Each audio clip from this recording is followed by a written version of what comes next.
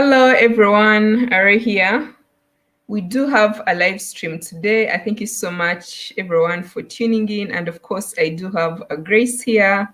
So we are going to chat. So when you guys join the stream, make sure that you give it a thumbs up. Say hello in the live chat. Let us know where you're tuning in from, and let us know how you guys are doing with COVID and everything. Are you guys back to work? Are you getting the job or are you not getting it? Let us know and let's just have a chat. So we're going to dive in immediately and you guys will just join us along the way. So, Grace, thank you so much for joining me. Kindly introduce yourself for anyone who doesn't know you. Oh, okay. Hello, everybody. My name is Virtue Grace. I'm a Nigerian content creator. I live in Lagos, Nigeria. Nice to meet all of you. Nice to meet you too. Thank you so much for coming. And yeah, it's actually our first time. I always actually watched your live streams, I think on Fridays. I also remember like you used to do a lot of streams on your channel. I'm not sure if you still do them, but I used to actually follow them on your channel. So thank you so much for coming. I like your hair, by the way. I barely have hair, but I like the natural hair thing going on. So we're just going to talk about your life living in Nigeria. I for sure want to visit Nigeria. I'm hoping next year. So as a content creator, I was trying to look at your channel. You started off doing beauty content like makeup, hair, things like that. But right now I see you doing a lot of traveling in Africa. So what brought about the shift? Okay, like you said, my channel, I started off with beauty related content, but that wasn't the only thing I was doing. I was also doing blogs. Um, I was also doing content around book reviews and all. So when I started, really, for me, it was an opportunity for me to express myself, to express my likes, and to connect with people. And that Mm, wasn't like the exhaustive list of things I like as a person. It was just the things that I started off doing at the time. But as time went on, and because I was experiencing a lot of transition in my life at the time with like job, movement, and all of that. So there was just a lot going on, demanding my attention, demanding my finances that I couldn't do so many other things I wanted to do at the time. But as time went on and I got, a hang of my life and things around me, I figured out, okay, I would also be able to afford to travel at this time that I'm doing the travel. So that was basically like what led to it.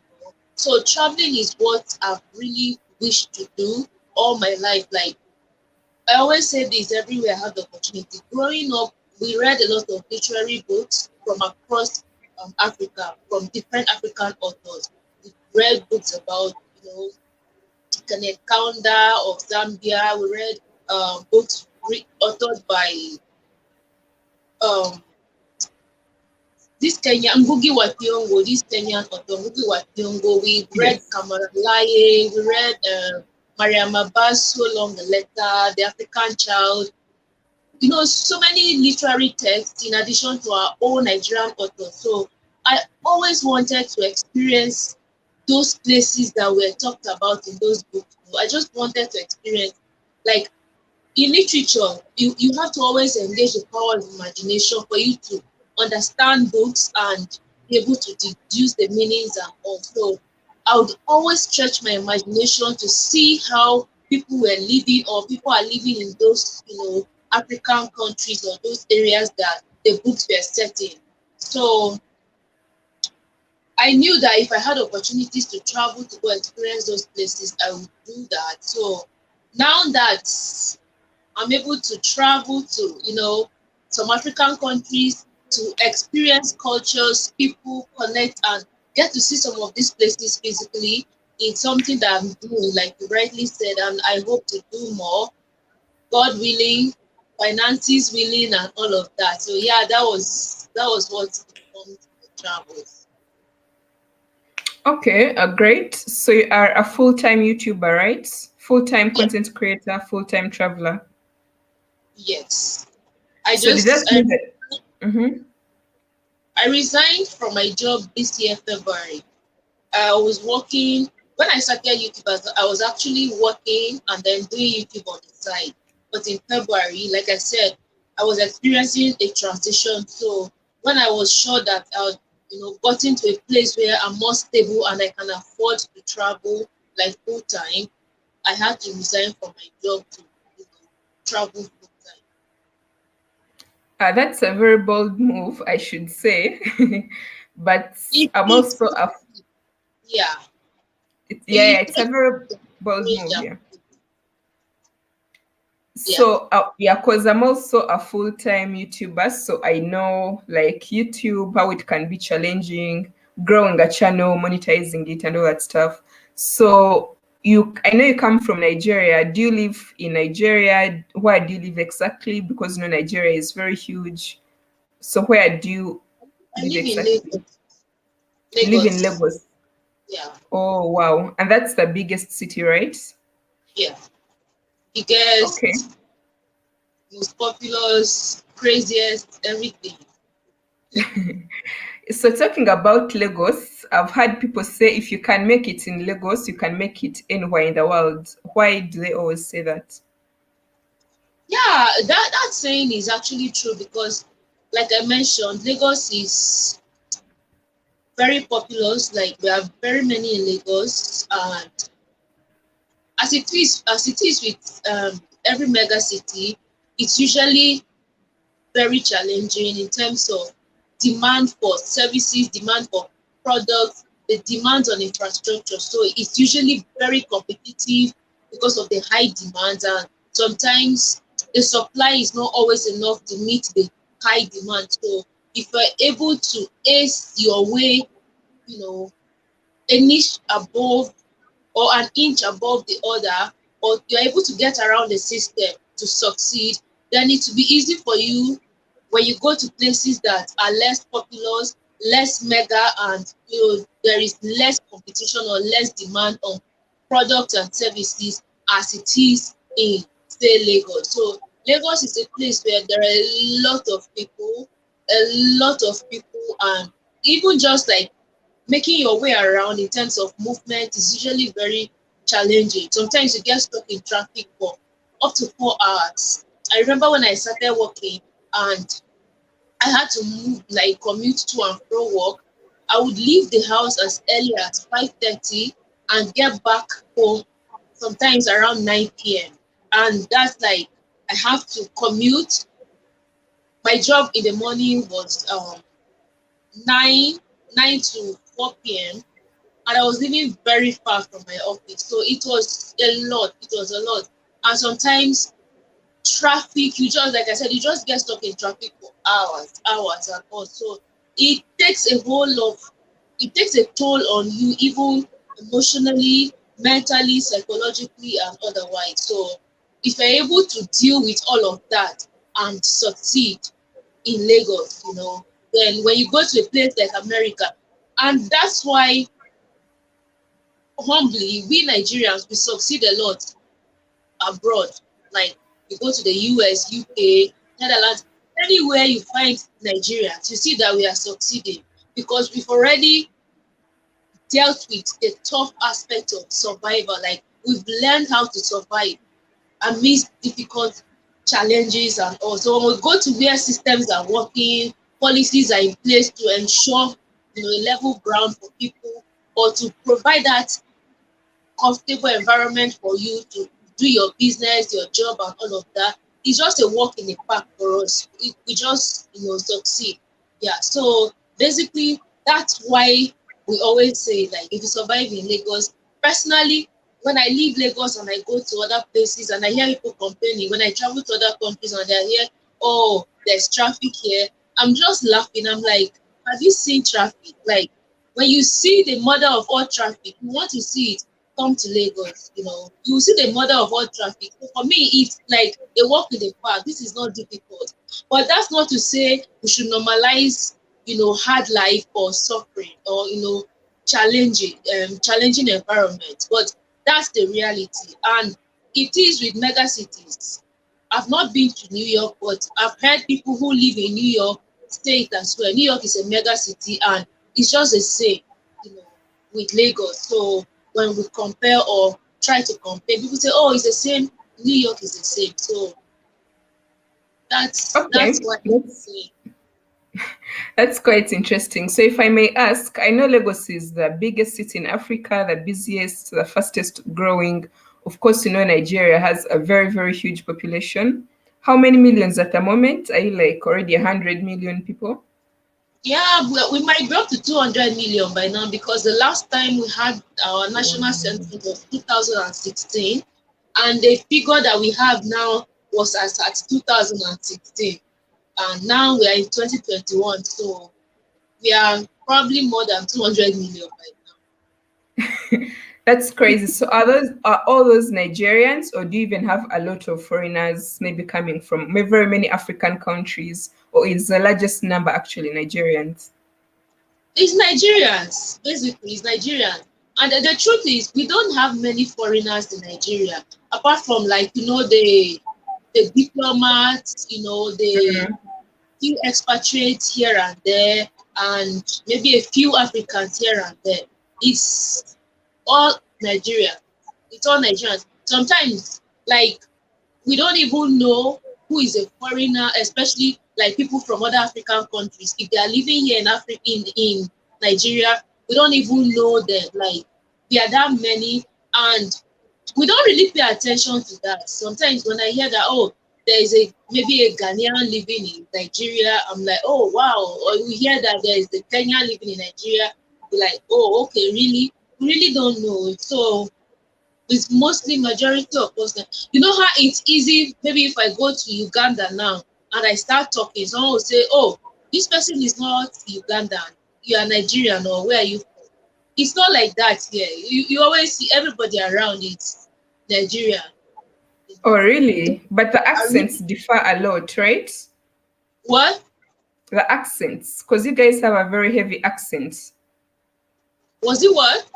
The accent of speaking. I'm assuming if someone is a foreigner, even if they're just from Uganda or Kenya, if they come to Nigeria and just say hello to you, you're going to immediately notice that this is not Yeah, Nigerian, right? yes. Yes. It's common everywhere, everywhere. Once you speak and someone hears you, they know you are not from the country because we are used to the accent we have in Nigeria. Just the same way Ugandans are used to their accent. So when I go there and I speak, they'll pick me out like, no, this person is, you know, not a Ugandan. So, if I may ask you, of course, we know Nigeria is very popular for Nollywood, and I don't know if Nollywood is based in Lagos or if it's just very many different filming companies around Nigeria. But probably, I'm assuming that is one of the biggest factors why Lagos maybe is very popular. I'm assuming because everyone, when you're watching, I used to watch a lot of Nigerian movies. Everyone would leave their village going to Lagos. Lagos was the thing, not even Abuja, but Lagos. So, how easy or how difficult is it to make it into the? Assume I had a passion for acting, to make it into the movie industry within Nigeria and maybe be successful. The thing is, Nollywood is not like a physical place. It's just it's an industry in quotes, like quote unquote, it's an industry that Mm. they produce movies and they have actors, actresses, and all. So it's an industry, just like we have the music industry and all. So it's just Lagos is like the economic capital of Nigeria. That's the fact. So, like I said earlier, that comes with a lot of opportunities. If people want to do business, this place offers that pool of the kind of resources that we're looking for, human capital, and all of that. So a lot of people, yes, a lot of people move to Lagos. Personally, I'm not from Lagos State. I'm from Benue State, but I'm living in Lagos because I came to Lagos because Lagos is that place that you you find opportunities quite uh, in abundance, so to say. So if you want to act like the producers, the people, the players in the movie industry, Nollywood, majority are here, and they do a lot of like talent shows and all. So if you're able to find yourself somehow, you know someone, or you get yourself into these talent shows and you are picked, or you succeed, you can get a movie role. I'm not an expert. I've never been in any movie. I don't know people who are in the industry personally, so I really can't say much about how easy or difficult it is to gain access into Nollywood. But all I know is that a lot of the producers, directors, actors, and actresses live in Lagos. A few live in Abuja, Enugu, Delta State, different places depending. And I also need to point out that Lagos is not the only place that is like the Nollywood hub. Enugu is also is in the eastern part of Nigeria. They have a lot of producers there. Do they shoot some movies in Enugu, in Port Harcourt, in Delta State? So that's how it goes. But with regards to gaining access into Nollywood, excuse me, I really can't say much. What I know is sometimes they put out like casting calls for auditions. Maybe they want to produce a movie and they call for auditions. If you have this ABC criteria, you should come for audition. So if you know of any of those opportunities and you're interested and you go audition and you are lucky or you do well, you might land the role. I know personally growing up, I used to watch a lot of Nollywood movies as well, and I was like, oh, I want to be an actress. No, growing up, we just have different dreams and aspirations. Oh, I want to be an actress. Omotola, Genevieve, oh, Uche Jumbo, Rita Dominic. Ramsey, Noah Ramsey, the most popular one. But when you grow up, you face reality, just interest start to change, different things. So you just realize that, oh, that was probably just a childhood fantasy. Okay, interesting. Wow. So if I may ask, because the things I love about Nigeria personally, it has to be your music. I think sometimes the music, Nigerian music. Okay. I think I'm not sure, like Ugandan music and Nigerian music, which one I love more than the other. I would probably say Uganda because I'm Ugandan, but I love Nigerian music. Like you guys, like all your artists, they're really cool. So why is it that you guys are doing better than everyone when it comes to entertainment, the acting? Like there is something about Nigerians. I don't know if it's the hustle spirit. I just like you said, you have to make it in life. So you guys keep going really hard. But yeah.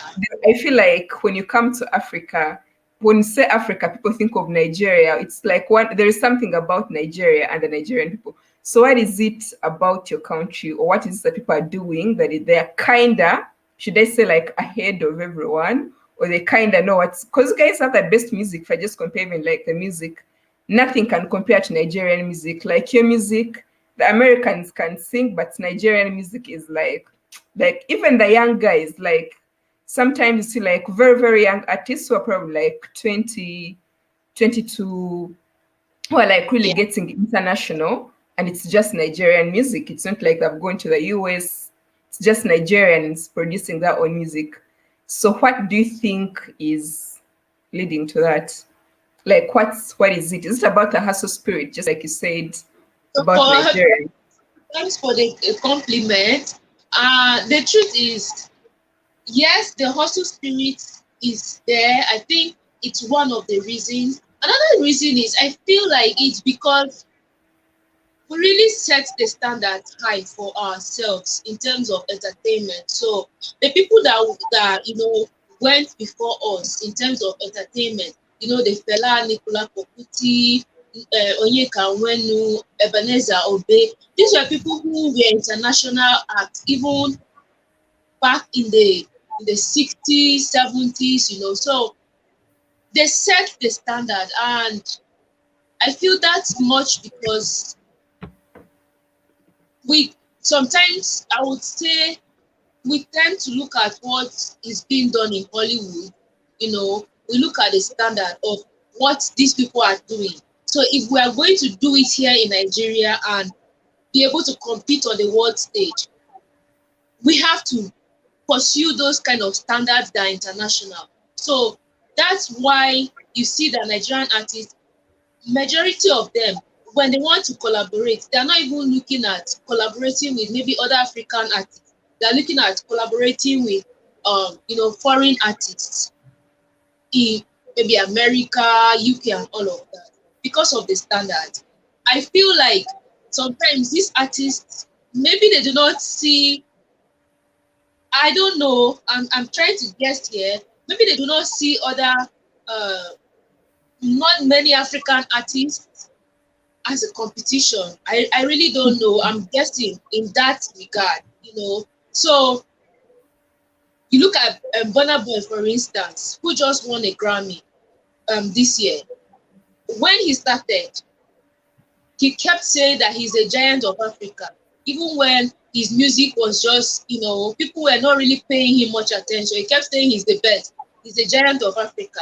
And that standard he set for himself, he kept, working at it, working at it. He kept looking at international standards of production, of making music and making it relevant. So I feel like that's what contributed, and he's networking heavily with people in the music industry in the US, in the UK, and all. So I feel like that's one of the things. And again, it's because we Nigerians, we are our biggest critic. The truth is, if you think you are good, someone else is better than you. So when you come out, you produce something, we listen to it, we are the ones that will consume it. And if it's not good, nobody owes you anything. We say it like this is not good, it wasn't good enough. So you have to go back to the drawing board to keep doing your best to bring out something that Nigerians will really celebrate you, because the truth is Nigerians don't sugarcoat. If it's not good, it's not good. If it's good, they'll tell you it's good, and they will celebrate it, they will make noise about it. That's why you see our music going everywhere. And again, because we are many, so it's easy for it to Yes. spread. In the diaspora, Nigerians are there to the ends of the world. New Zealand, like those are countries that are the end of the globe. Nigerians are there. So you find that even there, they are blasting the music with pride. Oh yes, that's from Nigeria. That's he's a Nigerian. And also, you see, I feel like that's why. That's why. And we just have I agree that. with that point. Yeah. Yes, when you say Nigerians are everywhere, as listening to Davido's interview not too long ago, and he was saying when he was in Atlanta, like Nigerians have that spirit of us Nigerians. They would come to the DJ and be like, "Hey DJ, I'm spending $50,000 tonight. Play Nigerian music or play this song." That was Davido talking to what This is thing this has guy? Pardon? Sorry for putting you. This thing you are saying happened even in Ethiopia. When I was in Ethiopia, I was hanging out with my friend Damaris and some other persons uh in a bar, so to say, because it's a bar, restaurant, and all of that in Ethiopia. Mhm. And then these guys were gisting. They were like, "Oh, there's this particular Nigerian guy that anytime he comes here, like they're hanging out, he just tell them, don't play any other song, play only Nigerian songs. I'm paying this amount." Like it's like, and they just play Nigerian songs all the time, and whether you like it or not, they say that he who pays the piper dictates the tune, right? So you just have to listen to it. And the truth is, the music is good, so Yeah. you won't bored listening to it. you know Yeah, that's true. It's hard not to love Nigerian music. Like it's really hard, yeah. So I think it's just the spirit of the Nigerian people, themselves. And this one is just saying he, just like he talked about Burna Boy, for sure, he manifested, himself like that.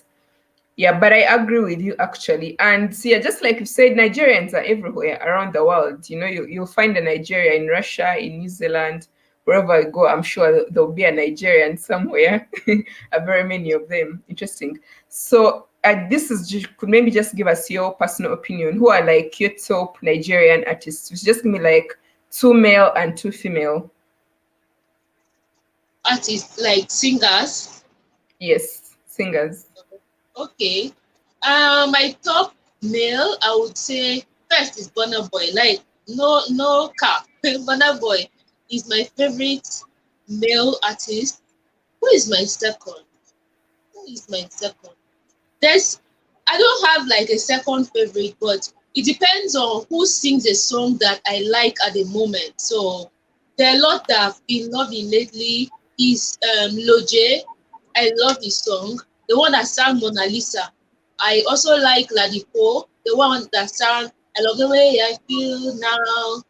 I like him as well. So it just depends, on who sings what I like at the time. But Burna Boy is there, no cap.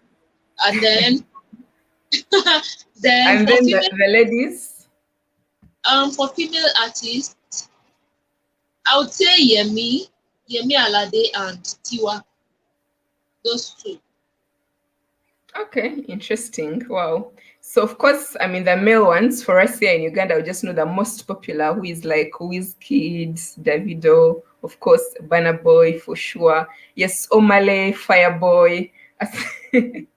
Yeah, Omale was arrested in Uganda.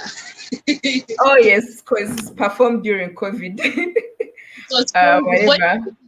we invited him. So it was a lot here. Like everybody was going mad. Yeah, everybody was threatening fire on Twitter. Oh, you guys should release. Oh God, it was crazy here. Yeah, I know. So, as someone is saying, you seem like you're from the Igbo tribe. I don't know why Mr. Truth thinks you're from the Igbo tribe. No, I'm not. I'm T from Benue State. Your T? T what? Tiv from Benue State. Tiv. Tiv Tiv. Tiv Tiv. Wow, I've never heard of that tribe. I We think are which the one's the most? we are actually like the seventh largest in Nigeria. Nigeria has over 250 ethnic groups. Wow. Wow. That's so large. Wow. I think we mainly hear of Igbo and what? They're like Hausa, some few. they are the three largest ethnic groups. Which one and which one? Hausa, Igbo, and Yoruba. Yes, Yoruba. Yes, Yoruba. I think Yoruba is like Yoruba and Igbo. Yoruba is like the most popular one here. That's true for sure. Okay, interesting. So coming back to like you as a person, you said you decided to like leave your job and be a full-time content creator. Is that like something your family supports, or do you just, of course, you're an adult, do you just like simply make your own independent decisions? Tell us about that. Yeah, the thing is, number one, I'm an adult, so I'm at liberty to make decisions. And whatever decision I make, my family always supports because the truth is, everybody knows that my happiness comes first. So even when I was young, like growing, my parents didn't really interfere in decisions about my person. Even in terms of subjects I wanted to study in school, what I wanted to become, career path, all of that, they never interfered. So even up till now, anything I want to do, everyone just supports it. So for me, quitting my job wasn't even something I struggled with. I always follow my interest. I always follow what gives me joy and satisfaction. If I'm working, the truth is, when I started working, that was all I wanted to do. I was doing it with my spirit, soul, and body. It was giving me joy, everything. But as the years went by, I felt like I wanted to do something different. So all of the Different. transitions and all that were happening in my life were just, you know, leading me to this path where I am on now. So yeah, I'm happy now. Just traveling, doing YouTube full time. Even though there are days I wake up and I just like today, I've been in my feelings, just doing a lot of thinking and reflections and all of that. Days that I wake up and I feel like YouTube is slow and not giving me the kind of results I anticipated I would get. I just feel down, but it's just part of it, There's no, there's never always a straight route to success. It's always undulating. There are highs and lows, and then if we persist and we keep going, keep being innovative and all, we hit success eventually. So, yeah, Yeah, just that's very true. As a creator, I definitely understand that. Being a successful YouTuber takes a lot. YouTube has like a very difficult learning curve. I should say it like that. yeah. You make very many mistakes. It's hard, so when I see a successful person on YouTube, I have so much respect for them. Not everyone, because sometimes people just do dumb videos and get millions of views, but some creators you're going to see and really appreciate the work and the effort. So for sure, I know that takes a long time. It's a matter of consistency and just sticking in there. I agree with you on that. Yeah. Maybe what I wanted to ask you, I know at the moment in Nigeria, okay, of course, we also have kind of the same situation in Uganda. Twitter was banned by your president, Muhammad Buhari, because Twitter deleted a tweet, which they thought was controversial that he tweeted. So, how are you guys taking it? How did the Nigerians take it? What are your thoughts about that? Our Twitter ban. When we first heard about it, we thought it was a joke, but then it became a reality because the truth is, it was before I came live. I read a post by a very influential politician who is one of Buhari's biggest critics, and he was like, President Buhari just has a fragile ego that is easily bruised, and he reacts he reacts from that, place of bruised ego most of the time. What he tweeted, okay, it's like, I'm a Nigerian, right? And we have laws in the country that guide how we behave as Nigerians to maintain law and order, peace. So at any point I'm found breaking the law, of course, I'll be brought to justice. I'll be made to pay, right, for breaking the law. That's the same thing that happened with President Buhari and Twitter. He put out a tweet that went against Twitter's guidelines, and Twitter deleted the tweet because it's just like even on YouTube here, there are certain um, content that you can't put up according to YouTube guidelines. If you put, they take it down. They've taken my videos down during COVID. The same thing on Instagram, same thing on Facebook. So they deleted his tweet because it went against their guidelines. It insinuated violence. So they took it down, and then he felt bad. He felt insulted. It's just this demigod mentality, I'm untouchable at all. So why should they delete my tweet? And because he's the president and he feels he has the power. Say, oh, ban Twitter in Nigeria. So when it happened, all of us were surprised that this is funny. It's like a child's play. This sounds like a joke, really? Because they deleted you ban Twitter, something that provides job to thousands of Nigerians. People use this for business, advertising, and all of that. Some people are influencers on Twitter, and that's where they get paid. They get to earn a source of living. People, jobs that you couldn't provide, Twitter has provided for some of these youth. So it was crazy, but eventually it happened. So a lot of people found their way around. The truth is, Nigerians are still on Twitter. People are using VPN, VPN. of course. Exactly. But me, I'm not there because even before the ban, I wasn't really active on Twitter. I wasn't really active there. It's an app that I go there maybe once in 2 or 3 months. So I really didn't feel it. But for the people that are very active users and whose livelihoods are from there, I really felt bad for them. So people are there, like some people are using VPN to still engage. The Nigerians in diaspora are still, actively on it and all. So that's it. Although on the day of our independence, which was on the 1st of October, I heard that in his Independence Day address to the nation, he said that Twitter should be opened again, but it should be used constructively and all. I didn't listen to it because I didn't give a like a damn about whatever he was going to say. So I don't know if the thing is back. I tried to log in the other day, still didn't log me in. So I don't know if it's actually back truly or people are still using it. Yeah, but that's how that went. Everybody, So people really felt bad about it. I mean, we do have the same situation in Uganda because our Facebook has been banned, I believe, since January because we had a national election, the presidential elections. So Ugandans use Facebook more than anything, leave alone YouTube or Twitter or Instagram. Ugandans love Facebook, no Facebook, no life. But of course, people are still using Facebook through VPN. But I think it also makes you question the power that these companies have, like Facebook, Twitter, Google, because they can, social media is very powerful.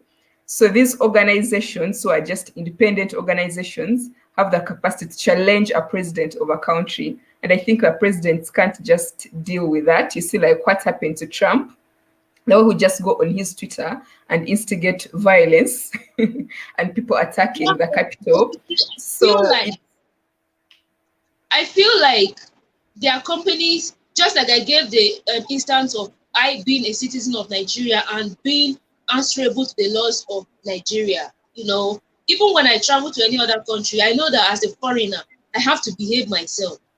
If I go to a country, I'm not going to go and start misbehaving, maybe fighting, stealing, or doing things that I know in Nigeria I won't do, because those are like basic things that apply in every other country. So if you are on their Twitter, you are on their platform, say Twitter, Facebook, whatever, and their guidelines say don't do this, you know, you should abide by it regardless of your status. And at any time you are found wanting, breaking their law, they should take action accordingly. So for me, I don't feel like, I don't think there's any, nobody is above the law. Even though in Africa, that's a different saying. I know it doesn't apply in Africa. yeah, interesting. Because I don't know, that's okay. I'm trying to reply to some comments. Let me first see what these guys are saying. So, guys who are in the comment section, I thank you so much for tuning in. I like the stream. I give it a thumbs up. Hi, the Mog. The Mog was asking for the Instagram handle. I believe you are at Virtual Grace, right? Yes, virtue Yes. great. Yes. If I may ask you, is Virtue your real name or is that a name that you came up with? Because you just have two English names. Yeah, virtue is the name I came up with. I actually gave myself all my names. Grace, I gave myself Grace. I gave myself Really? yeah. So, what are your real names? So this is what happened. Mm-hmm. My parents gave me a name at birth. They Pardon? tried like a name in my language. They didn't give me Mm-hmm. an English name. So growing up, when I was in primary school, I don't know if you guys call it primary school in Uganda. Yes, we do. Okay. So in primary school, I had a primary school mate who was this is really beautiful girl, always neat, always put together. Her books were always well organized. Her handwriting was good. Everything. Her uniform always neat, ironed. Her socks white. Everything. So I was like, I like this girl. Me, I like good things. That's one thing with me. I like to associate with good things, cleanliness, everything. So I started making friends with her. Like I became her friend. And her name was Grace. I was like, oh, Grace, that's a nice name. And this is Grace. Like I saw a good example of, I don't know how I'll put it, but That you Grace, admired. That should be the word. You admired what she was. exactly. She was everything I admired, and she was this reserved girl, well mannered and all. I was like, Grace, I like that name. I'm going to answer. Before I actually chose Grace, I started considering answering Sarah. Sarah. I was like, maybe I should answer Sarah. Maybe I should answer Sarah. But when I met Grace, I was like, no, I'm done with Sarah. It's Grace. The good thing is I had not started writing the name Sarah on my school books or in my school registers at all. It was still my native name until I made up my mind about Grace. I went home that day and I told my parents that from today, my new name is Grace. Everybody should call me Grace. My parents were like, really? I said, yes. Like, do I really like the name? I said, yes, I like it. There's this girl in my class that answers Grace, and this is, I started telling them about her, her character, her qualities, and everything. My parents were like, okay, that's fine. And I told you earlier, my parents always like supported me. They were not, parents who would say, oh, you have to do this, it has to be my way or no. They just, you like it, okay, go on. And I'm happy that I'm answering the name Grace because looking at it now, the name has really impacted me as well, in a way that I really can't say Grace. But virtue, it was like when social media became a thing and I wanted to go on social media, I didn't want to use my real name on social media. So I was like, I need to get a name that is still very good, has a good meaning, it's cool, but not exactly my real like birth names. So I was just thinking. I was like, okay, virtue. There's a friend of mine, my closest friend in secondary school and uni. She started answering explicit on Facebook. I was like, explicit, that's nice. Okay, I'm going to Yeah. virtue, because I just saw virtue. I like the meaning. I like, it's something good, something noble, of good character, good quality, something to be proud of, and also I picked it there. I just used virtue grace, I added grace to it. Yeah. Wow. That's so So interesting. So I think your parents are really cool because my parents would never allow you to give yourself a name. So at what age were you when you decided to call yourself Grace? How old were you? that was in primary school. That was in primary school. And that Like was like 10, 8, 8 like years?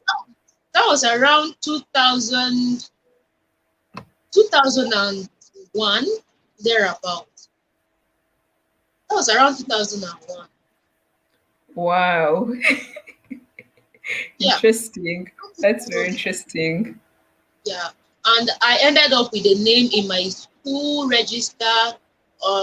My first school living certificate, the name is there, Grace. And then getting into secondary school, of course, I used the name too. So, and gradually I shifted from using my tribal name to Grace. So Grace became more popular. I started abbreviating my tribal name because going to going to secondary school, I started mingling with people from different um, ethnic groups, different backgrounds in Nigeria. So they were struggling to pronounce my name, and I just wanted to make it easier for everybody. And Grace also being my name, I started answering Grace more than my tribal name. But it's still there on my official document. And people who knew me growing up, some still call me, the name. My family members and all. Yeah, but I mean, that's really cool. Okay, normally in Uganda, most parents are going to name an English name and a name of a local language for sure. I also find it difficult sometimes to write my other name because people can't pronounce it. Oh my God. I feel like it's so difficult, especially when you're on a space like social media. You want Yeah, something very easy to remember, something that someone will just, like grab and just go with it. yeah. So, if I may ask you, what did you study? Because you said you went to do secondary school and then university, you had like a normal job, professional world. So, what was your career initially? What had you studied? What I, field stu- were you into? I studied English. English, actually, I'm an educator, I would say, because I studied English education, BA Ed. Oh, So I can so you're actually, a teacher yeah, I can actually, teaching English I'm language. a teacher going by my qualification. Then my major was in, of course, English. But teaching wasn't something that I wanted to do like long term. So I taught during my national service. There's this thing we call NYSC in Nigeria. So everybody that graduates from university, polytechnic, the federal government posts you to different parts of the country where you serve for a year. And depending on the course you studied is good. Although mostly they send people to teach, with that 1 year you teach a subject. For instance, if you studied engineering in school, maybe they send you to a school, you teach maybe maths or physics or something in line with your um, professional qualification. So I did my NYC and I taught English. I taught literature. And talking about that, just yesterday, I was chatting with one of my students back. She's in university now, and she told me she's also studying English and literary studies because of me. I was like, wow, that's really nice. So I inspired her. I was so happy. And she was also my student. I used to teach her in school, and then I used to have private lessons with her, private English lessons. She's in the northern part of Nigeria, so English is not a widely spoken language in the north. Hausa is the lingua franca in the north, so they usually like struggle with English. So her parents engaged me as a private home tutor for her, teaching her English. So I used to go to their house to teach her. And I'm happy that I inspired her. Now she's studying it as well. So that's good. So I'm going to visit them maybe sometime this year or next year. Because they were really very good. Interesting. Interesting. I love English as well, and I also studied literature when I was in high school. So I loved all those good, I, novels or whatever. Yeah. So I love actually, so yeah. So talking of northern Nigeria, I know northern Nigeria practices the Sharia law, right? yeah, they From do. in maybe the northern states. So It's all is the it states. I don't know if it's all the states, but I know that mhm. some states practice Sharia law in the north. So is it like actually applied with its, I don't know the right word to use. Do people actually practice it? Like when you do this, they're going to stone you or whatever. Like it seems very, very strict. They actually put it into practice like that in those northern states of Nigeria. I know that they practice it, but I'm not from the like north, so I really don't know much. I can't say whether I've seen where they've stoned someone to death or where they've cut someone's hand and all of that. I've not seen. But what we know is that they practice Sharia in the north. Recently in news you hear that, oh, maybe in Kano, which is like the Lagos of the north, they say they banned the sale of alcohol, they did this, they did that because it's against Sharia law and all of that. Even though when you talk about it, most of the time they say it only applies to Muslims, not to everybody, because the truth is the constitution of Nigeria is supposed to supersede every other law whatsoever, you know. So even though there's Sharia in the north, people still have their constitutional rights to do whatever they want to. So for me, for instance, if I'm going to live in the north, Sharia law will not apply to me because I'm not a Muslim. So, but there's still some political arguments to all of that. So that's the much I know about Sharia law. Okay, interesting. So I would say some months ago, I used to do African news and I used to get a lot of stories from Nigeria. And most of them would be like about the abductions when they take the boys from my primary school by, of course, Boko Haram. Did the Boko Haram leader die? Was he killed not too long ago? I'm not sure what I heard in the news. But what is it about it? Like, why is there always an insurgency in those northern states? I know, of course, it's a political thing, but from your view as a citizen, like, what's the problem, if I may ask? Because I've heard, just saying for what, just saying for Honestly, what I've read over don't a know. time. Mhm. Honestly, I don't know much about all of that. So it's not something I would like to talk about because I don't know much about it. I really don't know what the issue is that all of that was happening. Even though recently we've not heard much about like abductions and all of that, but the whole thing was like because they're Muslims, the North should behave more like Muslims Mm-hmm. in terms of I know. Yeah, someone just gave you a comment. I love Miss Sam Virtue Grace, Women of My Dreams from Shelton. Thank you. Thank you. Wow, interesting. So let's talk about last year. I think this was still last year. Because when you talk about Africa, we can't fail to talk about Nigeria. And you guys did something that the world had never seen when the SARS protest was going on. So did the government make any changes? How is the situation right now? Like, what is going on? Because you guys protested for a very long time, a very many youths were killed as well. I followed it. I remember following it for all the weeks. So later, and of course, some of your biggest artists as well came in to join you, Davido, and name them. So did anything change? Were there any results from that protest by the youths in Nigeria? Yeah, there was. There was. Okay. The, the SARS was disbanded and the unit was disbanded. So that was a major bone of contention. The SARS, how they became power drunk and they were killing people indiscriminately, harassing innocent citizens and all. So yeah, the government responded. They disbanded SARS.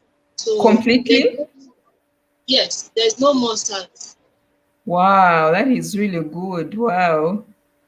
Interesting. Wow. Now, And that was just as now mhm. it's just the normal, police brutality because the SARS was actually like a unit of the police that was set up to deal with issues of armed robbery, kidnapping and all that was rampant then.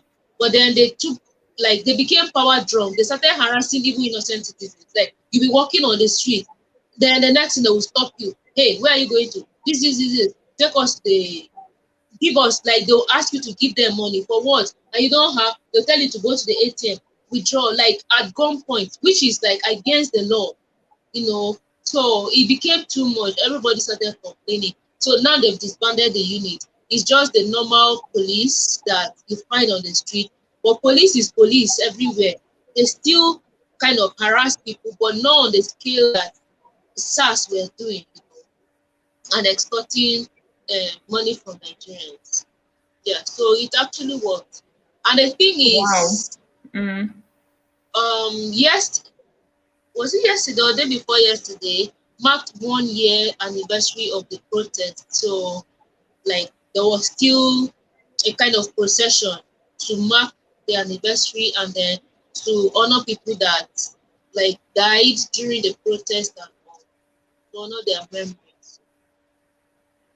Oh wow, that's really good. If you guys saw a change for sure, that's really good because it was very, oh my God, I remember. Yeah, it was a very difficult time. And of course, the entire world was standing by you guys. So I think my last question would be, what is the economic situation in Nigeria like, in general, like in terms of employment, are youths employed? Is the economy booming? How has COVID affected you guys? Are you out of the lockdown? Are things back to normal? Are you in a lockdown? Like, what's going on? While we're not in lockdown, everywhere is open in Nigeria. Everybody is going about their business as usual. And yeah, COVID affected a lot of people, just like every other place in the world. In terms of businesses, some businesses like had to shut down. Um, some are picked up, some are still picking up. And in terms of the economy, yeah, our economy is relatively good, although um, there's been some level of hyperinflation in our economy. Like the naira against the dollar has been really bad, and I think in recent times it's like the worst that's been in terms of inflation and all, which everybody is just hoping that things are dealt with on time to curb the hyperinflation that is going on. Of course, with hyperinflation comes increase in prices of food and you know, services and all of that. So for now, that's what we are dealing with the hope that when this COVID situation is really contained and things get back fully to normal, we see more changes in terms of our economy and all. Okay, interesting. Well, I would say the situation is the same here. We are in a partial lockdown, but a partial lockdown, you don't really feel it. But of course, you do have a curfew. You have to be home by a certain hour, which 7 p.m., I mean, there's so much traffic, so you're really never home by 7. Most times I get home like at 9 or 9:30 if I leave the house, to go out and film. But yeah, for sure, I think COVID has affected everyone in the world for sure. Okay, I think all my questions are done. I don't know if the viewers have any questions, but thank you so much, guys. And we've been here for an hour. I believe an hour is more than enough. I thank you so Yeah. much, everyone, for tuning in. If you guys don't have any more questions, I'll end the stream in the next 5 minutes. So to just close it. So moving forward, where do you see yourself? Do you see yourself continue to be an African YouTuber, traveling around the continent, sharing the good stories? Because you say that's what you love, to see the places that you always read about when you're a child in literature. Is that where your direction is headed to? Yes, I see myself traveling for now. I don't see myself doing anything else. Of course, I might have one or two businesses running in Nigeria, but then traveling, of course, I'll still travel. But now that's what I see myself doing. Me, I work, like I said, I work with my interests, and my interests change. I think I would say my interests change with age and with time. So I feel like when I get to a certain age, I might feel like, okay, I've done a lot in terms of traveling, it's enough. I should do something else. But for now, yeah, travels. Like I just started in February. We have like 54 African countries. I've just been to a few, so I still have a long way to go. Yes, I watched a lot of your videos in Ethiopia with African Tigress. I don't know you're showing the nightlife. I watched your videos in Western Africa. I saw you in Ghana recently. So, yeah, I mean, if you want to come to Uganda, I'm here for sure. You're welcome. Uganda is like Yeah, chill, free I'll, just, country. I'll come. Actually, I'll come to Uganda. Maybe this year, maybe next year. Who knows? Do I just sleep and wake up? Oh, Uganda is calling. Let me go. You never can tell. So, but it's good to have you in Uganda for any time I Yeah. can come. Yeah, And I'm sure I'll visit Nigeria. Nigeria and Ghana, they're like high on my list for the coming year. Because it's like everyone just goes to Ghana and Nigeria. What's so special about Ghana? Let me ask you, because you've been to Ghana. Why do people love Ghana? What's like special about Ghana? Why do special, foreigners love it so much? Is it because they did the year of return and then that gave them a lot of exposure? Is that the point? Or is there yes. something special about the country? I think mostly because of the year of return, that was when like a lot of African Americans, were invited to Ghana by the Ghanaian government. And then, of course, that got international attention. So since then, a lot of people have just been going to Ghana. And Ghana is actually a cool place. Like, they are cool people. It's not as busy as, let's say, Nigeria or Lagos. Accra is actually calm. Generally, Ghanaians are like cool people. So when you go there, it's just a lot less hectic. For people, when people want to travel, they want to experience like something chill and kind of different from maybe their hectic lifestyles and all. So I feel like that's why a lot of people like to go to Ghana. And of course, there are a lot of nice places in Ghana, like tourist attractions. Okay, wow, interesting. So I thank you so much for your time. I appreciate you for coming. You're And welcome. At any time you come to Nigeria, just let me know. I I live in will for Lagos. sure. I Yeah, will. Next year I will. I know I will come for sure. let me know. Kale, I thank you so much. Enjoy the rest of your nights and I will Thank talk to you soon. Yeah. All right. Oh, someone Bye. is trying to join the stream. Oh my God. Oh, Let me okay. just let them in, maybe for a little while. Hello. We were Hi, trying to get in, ladies. but let's say hello. How are you? Good. How are you? We are Hi. fine. It's nice How are to. you? Oh my God, I'm enjoying this conversation. Thank You ladies you. are beautiful, and you got me curious about Uganda. I've only been to Nigeria, so I was just enjoying going back and forth, listening to both of your perspectives. It was nice. Yeah, Uganda is nice. Feel free to ask. Yeah, I Is just it- I've been listening to your channel for a while. You do a great oh, job. really? Thank you so Mhm. much. Mhm. And where do you come from? Do you say Jamaica in the comments? I don't remember. Or No, maybe it I'm was in Virginia in the U.S. oh, from Virginia. Oh, okay. Mhm. And how are Yeah. you guys in Virginia? How is COVID? Things back to Girl, normal, working from we're home? not locked down. We wear masks a lot, but the thing that's crazy here is the vaccination. They are pushing, pushing, pushing for that. And the more they push, the more I say no. Because something is up with that. Really. There's something behind that. I've never seen them push the vaccination so much in my life. And we've had a lot of, you know, different scenarios with, other pandemics, but this is the worst. I don't understand it. Yeah. So I recently watched there is a channel on YouTube. Let me see if I know the name, but a Pfizer employee came out. I would have to get you the name of this channel. I can get it right now. And she was blowing a whistle. Like this was legit. It was not one of those conspiracy theories. This channel is Right. called Project Veritas. It's a YouTube channel. This guy is all about revealing the truth. And what she says is like really, really shocking about the vaccine. So Hmm. in Uganda, of course, they're encouraging the vaccine as well here. I don't know how it is in Nigeria, Grace. I don't know how you guys it What is, are you talking but about they it? are doing it for essential workers like teachers, people who work in hospitals, nurses. Those have to get vaccinated before you get back to work. But Hmm. yeah, that's the priority at the moment. And of course, Uganda is a poor country, so they don't have like so many funds to buy the vaccines. I'm sure the vaccines which are coming in have been donated.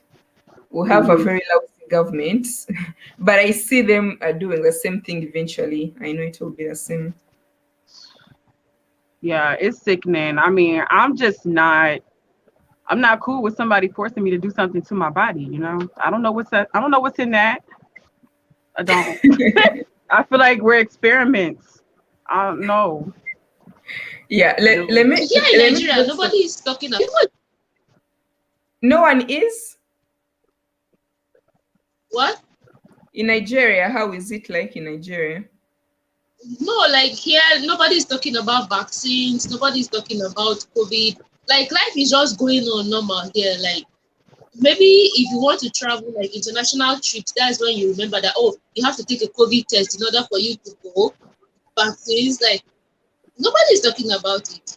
So your We don't government is not talking we like a lot about remember vaccination. that COVID is out there. We don't remember that COVID is out there until maybe you want to enter a bank and they say you should put on a mask to enter a bank and all of that. Otherwise, people are just living their lives. We've moved on from COVID. I must say it's the same thing here. Ugandans are living their lives. We don't want to know. The MOG says, why is Africa freely mostly from the COVID-19? I really don't know, man. It could No, be it's just God, it could be the environment. I don't know, but we happen to be fine for sure. we can't even we can't even point anybody that has COVID. Like no treatment centers. All of those noise, that noise that they were making when the whole thing started. Nothing like that anymore. Everybody is just living their lives. I'm happy. Yeah, that's very true. But But I feel everyone like is just living don't their give it lives any around the power. world. Hmm? No, I said I feel like most countries they just decide not to give it any power. Yeah, even when I went to Ghana, it was the same thing. It was the same thing when I went to Ghana. People are just living their lives there, like COVID. But when I went to Sierra Leone, the same thing. So it's just Ethiopia, the same thing. It was just free. We are free in Yeah. Africa. I'm happy. I just hope that it doesn't get to a point where they are going to force people, especially like how they are doing in the West now. Like you have to Mhm. take it because you go to work or you won't, do certain things. Yeah, I would say for Uganda, kids are still not yet at school. I think students were affected the most. Like they haven't been at school for 2 years. Like it's crazy. Ah, Primary school kids, secondary school kids, 2 full years. We also have very high rates of teenage pregnancies. I believe they have rose like up to 20%. At the Woo. moment, I believe like 2 in 4 teenage girls are most likely to be pregnant. For some districts, like the teenage pregnancies are like crazy, like 13 to, and I'm talking about 13 to 19-year olds because that's a teenager. So school was What? their safe space. Yes, school was their safe space. But now that they are out of school, they are at home, chilling with the boys. Even the older men take advantage of them. And then you also have Mm. very high levels of poverty as a country. So if someone is hungry and there is this boy who is like talking nicely to you, you haven't been eating, there is barely food at home, your mom is not working, your dad is probably not working as well, you're most likely to, you're in a vulnerable position. Oh, Grace has gone off. Sorry. We Okay, lost we her. can continue the chat. But man, So that's sad. yeah, so they find themselves in a vulnerable position, but also Uganda as a country, we don't have like sexual education guidelines, like official guidelines in place, or Yeah. like, especially for the teenagers, because of our cultures, we're like very reserved and very conserved. Like teenagers can't get like contraceptives, like that stuff is weird. Like, Yeah. no, that's so weird to go to like a hospital and ask for contraceptives. Wow. So So no the health debate education is because classes. teenagers are actively having sex and maybe Mm. parents are in denial. Parents will feel like my 15-year-old is still young, but a 15-year-old is actually very active, they're sexually active and they're actively having sex, and Mhm. getting pregnant, but like they don't want to embrace it that either you do sex education, you really educate them, because parents tend to leave the burden to schools, and then schools Mhm. are now closed, Yeah. because schools keep the kids very busy. And Mhm. African parents are not like the most open, really, especially about sex education. Like, my mom never told me anything about sex, or my dad. Like, that conversation is just weird. When you learn anything about sex, you learn it by yourself. So if some 12-year-olds actually on TV as watching some videos, she said she Mhm. actually didn't know that when you have sex, you can get pregnant. She had no idea. And it's very possible. Like, it is very, very possible. She probably just went with the flow and didn't know, oh my God. And then she's like, oh, I'm pregnant. Oh my God, how? Like, she has Yeah. no idea. Like, she doesn't know how it works because no one has Yeah. taught her. So that is the biggest Wow. challenge that we have in Uganda because of COVID. The teenage pregnancies are up like crazy. And these are like 12-year-olds, 14-year-olds impregnated by like an 18-year-old boy who has no job, who's going to run away. So it Yeah. just overall encourages like the poverty cycle.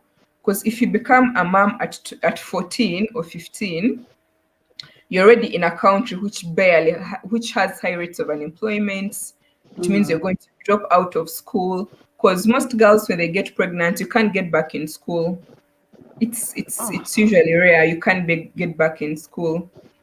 So it's crazy like that. Ooh, that's crazy. So would you Yeah. say that's an opportunity for somebody to come in and try to have like a place for teenagers to come and learn about sex education? Like for somebody to teach It that, comes or back would to they the allow government it? and the system that they bring in place. Because the government, I mean, they have to bring in a policy, the policymakers. Mm. But at the same time, everyone has a role to play. It's not just a government thing.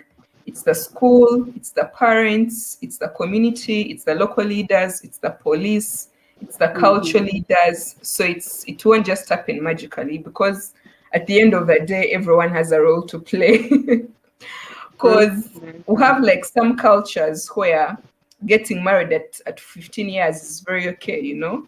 If a certain boy comes and they pay dowry to your parents, some parents are actually taking advantage of it. They see it as a chance to make money. They bring for them I've seen it done for cows. yes, if they bring for them like cows or some goats, you know, then it's a chance for them to make money. So even when the girl is already pregnant and they take a case to the police, instead of saying she's 15, they're going to say, no, no, no, she's actually 19. She's already 19. Because they already had their discussion, you know, they're just going to marry her off. Like that happens a lot. So that's the biggest challenge that Uganda has had with COVID. Teenage pregnancies are on the rise. Some districts register like 5,000 pregnancies every month of teenagers. Like, it's crazy. Teenagers, 13 to 19, teenagers. It's just crazy. So I think that personally, that's like my biggest concern with COVID in Uganda. Kids should just get back to school, you know, because seriously. Yeah. Seriously. Yeah. Wow. Well, thanks for sharing that. That is crazy. Thank you so much for joining as well. Yeah. And always tuning in on the channel. I appreciate. Always. Thank you for your content, and keep going. Keep going. Yeah. I will. Yeah, for sure. I will. All right. Take care. I'll catch you on the next one. Okay, Kale. Thanks for joining. Bye. Bye. Yeah. So guys, thank you so much. Virtue Grace has gone as well because she was tired. I saw someone asking me, she was tired. She told me she's traveling tomorrow, so she has to go and prepare herself. And thank you guys for joining in on the stream. It was really nice. And leave any thoughts in the comment section if you watch later. And I'm going to upload a video in about like 20 minutes. So make sure you tune in and watch it. And I'll see you guys on the next one. Bye.